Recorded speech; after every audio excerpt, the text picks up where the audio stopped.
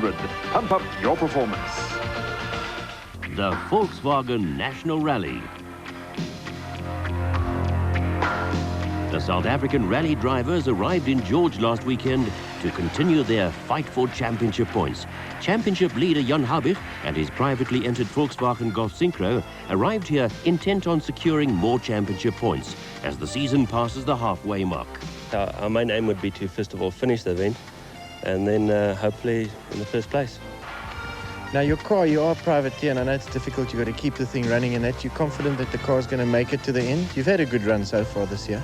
No, we've been very careful with it. You know, it's very easy to overstress the vehicle, but I think if you treat it carefully, it should get to the end. Now the event itself, Serge has won it 2 years in a row. Is that a bad omen, or do you think you can change all that? We'll definitely try and change it. Serge Damso and Hannes Grobler each have 57 points, 31 points behind Habich. Both intend to pull the reins on Habich before the points gap becomes an impossible target. We're very glad to be in the points position we are at the moment, and we hope we can increase it on this time. Habich, I think, is leading at the moment, and we don't want him to get too far in front. Serge, Habich's almost getting away in the championship at this stage. You obviously want to stall that now. Oh, I mean, we can't just leave him run away with it. We'll give him a good go, and Yanni is always a good finisher, and that's the threatened part of the whole thing. You know, he managed to get to the end always. We'll have to see what we can do. Rally cars blend in with the mid-morning traffic as they make their way to stage 1 on the outskirts of George. The Volkswagen Rally starts with 2 sprint stages situated close to George. From there, the stages move on to the forest roads, where conditions are expected to be damp as the roads lead the cars towards Neisner for a servicing regroup. Jan Habich and Douglas Judd lead the 40-strong field into stage 1. Enzo Kuhn and Guy Hodgson second on the road and confident after their Sasol Rally win. Drawn third and desperate to improve their lot are Serge Damso and Vito Bonafide in the Class A Conquest 4-wheel drive. A first and a third is all they can boast for the season thus far. The privately entered team of Hannes Grobler and Martin Botha intent on doing well on the event that has eluded them a victory over the past years. Hannes spun the Sentra in the stage, losing 19 valuable seconds to Enzo Kuhn, who won the stage in a time of 1 minute 27 seconds. 10 seconds. On to stage 2 for the second tar section and a chance to ride with Jan Habich and Douglas Judd. 4, 3, 2, 1, go.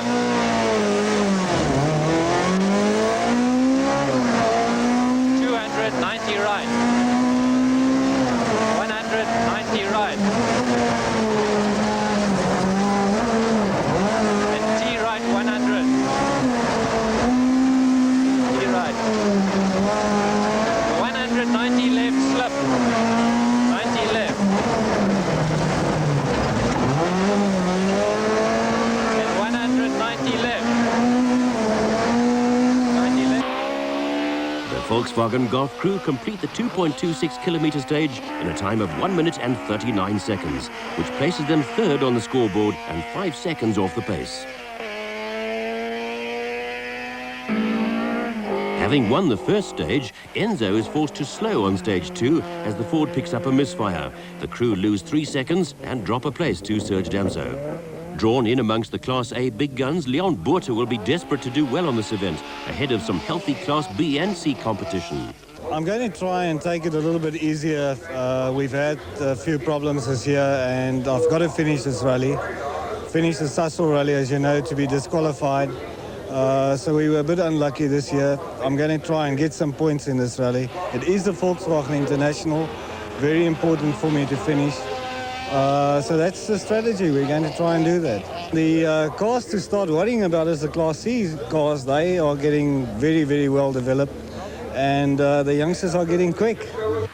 Leading the Class C pack, Glenn Durman and Dave Lebkowitz in their radio unit's Conquest. Also driving a Class C Conquest are Etienne Lawrence and Robert Paisley, who will be hoping to do well on this event after a slow start to the 1994 season. Championship leaders in Class C are Chart van der Walt and Cindy Harding, who failed to finish the Sasol Rally and lose valuable seconds spinning out in stage 2. The time lost in the stage drops the crew down to 22nd place on the scoreboard.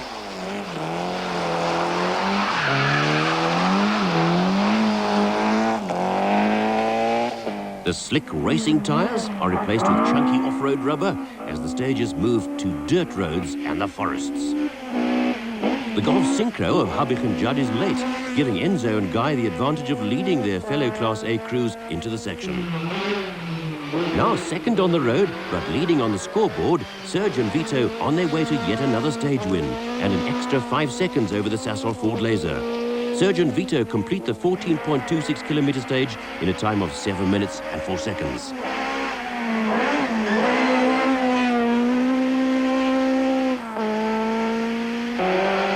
Habich's Golf appears a broken throttle cable, the cause of their delay. A full 3 minutes are lost to the leaders and drop the Volkswagen team down to 30th place on the scoreboard. Hannes Grobler has pulled himself back to 8th place after stage 2 and will finish stage 3 in 3rd place, 28 seconds behind Serge. Buerter and Fourie with little competition in Class B after Brady Dabner hit a curb on stage 1 and fell back to 31st position. Cunha and Rouliard in the second Bank Vincentra. Tony Ball's Class B Golf broke a drive shaft in the stage, slowing the vehicle to a crawl as they made their way through the section. Lawrence and Paisley now very much part of the emerging Class C battle. Trying hard to make up on lost time, Chart and Cindy have their hands full with all the competition around them. Very much a part of that competition are the local crew of Keith Coleman and Irma Kurzer, currently in 10th place overall, looking steady on the gravel roads. Leading the Class C cars but running well down in the field, Glenn Derman and Dave Lebkowitz on their way to the first regroup. Completing the Class C dice are Mitrovic and Burrows in their Jimco Volkswagen Golf.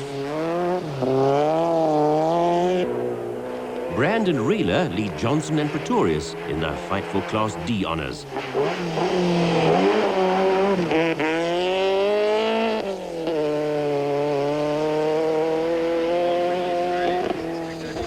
As the cars reach the Neisner regroup, all welcome the extended service time, so badly needed after the 3 forest stages. The rally forms part of the Neisner Festival, but the carnival atmosphere is lost to the service crews, who are under pressure to repair the many damaged suspension parts. Habich and Judd have worked their way back to 13th place after their disastrous stage 3. They remain 4.5 minutes behind the leaders, Serge Damso and Vito Bonafide, who themselves have handling and brake problems. Now leading on the road, after the regroup, Serge powers the conquest into the Neisner town stage. 400 straight into a T right.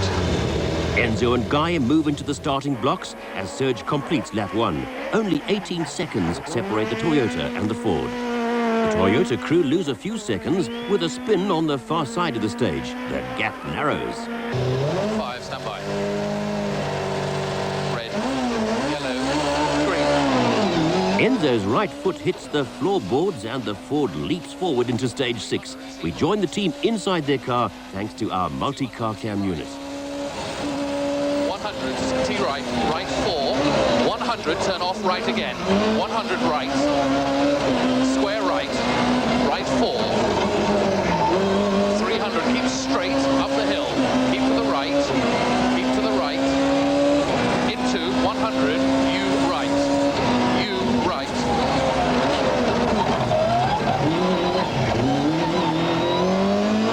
400, T right. 300, T right. 200, 100, T right, square right. 100, turn off, square right. Square right. Now keep to the left. Keep to the left. Keep to the left and turn off left. Stand by. Okay, that's it. Whoa, left now. Okay, whoop. Enzo posts a time of 1 minute and 2 seconds, which only Hannes Grobler was able to match and thereby tie the stage. 3 more stages remain for the day, but it's back to the forest roads and they're expected to be rough. Serge fails to enter stage 7 on time, so Enzo and Guy once again lead into the stage. Stage 7 has a significant effect on the rally, with some of the competitors suffering terminal damage on the stage. Behind the Ford are Nuno de Cunha and Paul Rouliard in the second of the bank Vincentras. Nuno's car breaks a throttle cable and then later suffers a flat tyre.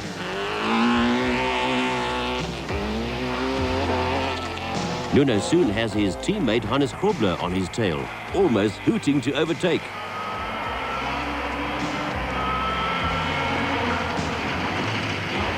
A miscalculation on the damp soil and Sentra number 6 is in trouble. Hannes himself had already spun his Sentra in the stage, losing a good few seconds in the process.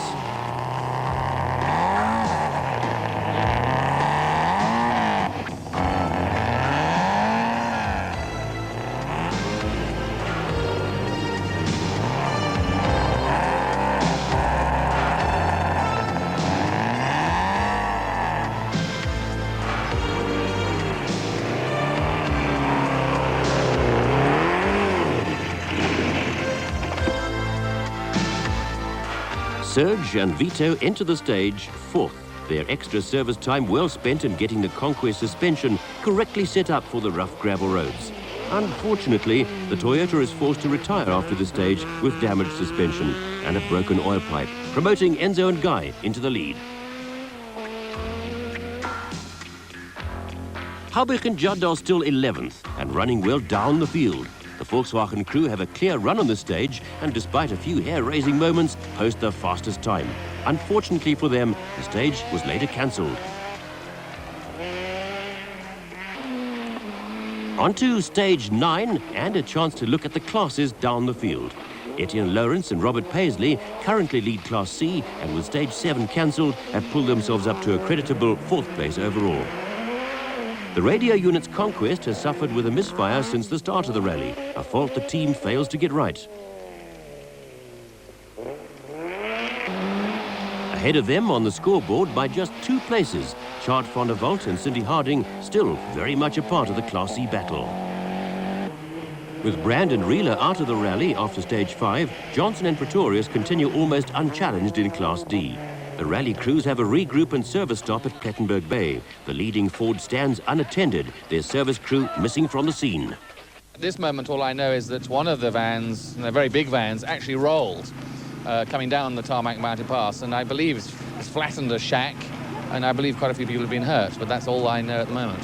With their own car retired from the rally, the Toyota crew, in a great show of sportsmanship, begin working on the Ford. They cannot, however, replace the badly damaged front suspension struts needed for the remaining second-day stages. The scoreboard after 9 stages shows the Ford team 59 seconds ahead of Grobler and Buerta. Haubich and Judd are third, over 4 minutes behind the leaders. Lawrence and Paisley are 4th overall and way ahead of their Class C competition. Enzo and Guy may lead the rally, but they have a great deal of work to do before starting day 2. Well, yesterday was we had a few very rough stages, so the car's taken a lot of beating and quite a bit of damage to the car. Front drivetrain is seriously damaged. And then, of course, last night we had an hour before the regroup to repair these faults to the car. My crew, unfortunately, then went down the mountain and I lost out on that hour of free service. So we're now trying to repair all the damage in about 10 minutes. And then we'll have to race to the first stage because we're actually using up our lateness time at the moment. As the Golf Synchro starts stage 11, let's look at what lies ahead on section 3. The day started with a sprint up the old Blokrans Pass, after which some very rough forest stages await the competitors. The rally later crosses the Storms River, eventually ending at Jeffreys Bay for a break. The second place Nissan of Hannes Grobler and Martin Buerta enter stage 11. Their minds set on taking the lead from Enzo and Guy. We join the Nissan crew in car and get to witness just how rough the forest roads are. 200 slot right. 100 slot right. Slippery. Slot right.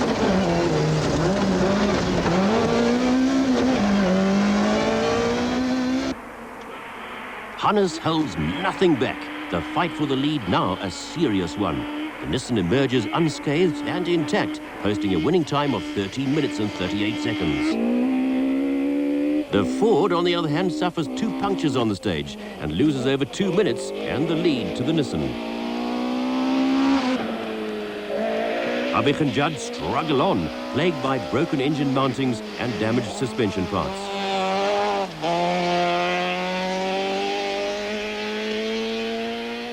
The pace is taking its toll on the leaders as well. Hannes is forced to replace the Sentra's front suspension struts after stage 13.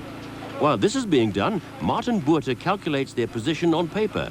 Every second they hold over the Ford is a second closer to victory. As Enzo and Guy leave the Storms River service area and make their way to stage 14, the Nissan continues to get some serious attention. On stage 15, the state of the roads becomes obvious, and the Ford has suffered the full wrath of the bad conditions.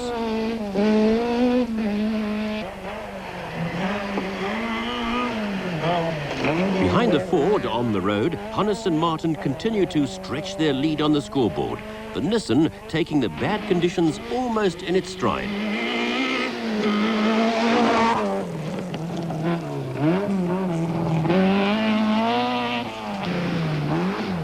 The rough roads have also set back Chart and Cindy, a series of punctures during the earlier stages, ending their attack on the flying Toyota of Etienne Lawrence and Robert Paisley. Habich and Judd retire on the stage with a broken clutch, promoting the little Class C conquest into third place. The local crew of Keith Coleman and Irma Kurzer have survived the worst in their Class C Golf, and Habich's retirement promotes them to fourth place overall. Johnson and Pretorius remain the only Class D car in the rally. They're currently fifth overall, but have a charging Chart van der Walt hoping to take that place. A total of 3 Class B cars remain in the rally. Graham Nichols and Ron Billiard currently lead the class and hold 7th place overall.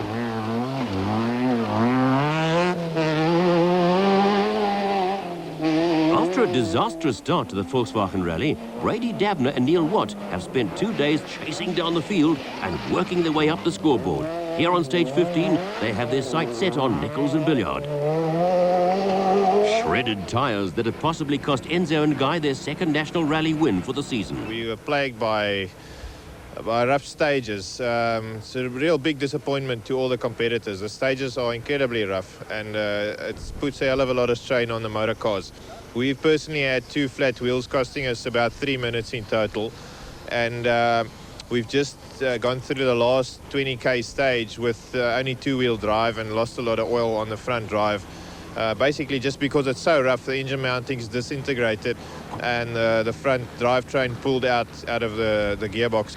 My gap is about 1 minute 40 seconds, and with the remaining stages, that is about 25 kilos, because I believe they've cancelled the 120 kilo stage. That's quite a big cushion, and I think we'll take it easy now and get to the end and try and win the rally. The privateer team of Grobler and Botha have done well to be leading this event, and stage 16 is completed without any cause for concern. 5, 4, 3, 2, 1, go! We join them in car as they tackle the final stage around the parking area at Warmer Park in Port Elizabeth.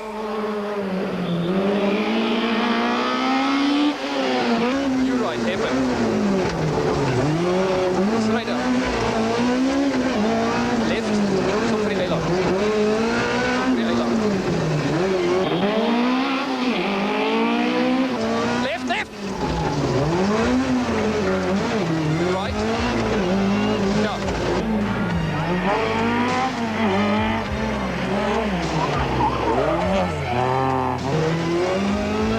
Out. Hannes powers the Sentra through the last few meters of the final stage and records their second National Rally victory of the season.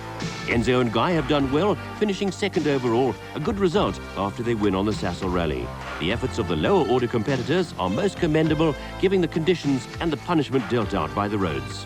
All the classes were hard fought through the Volkswagen Rally, with the exception of Class D, which was largely unchallenged.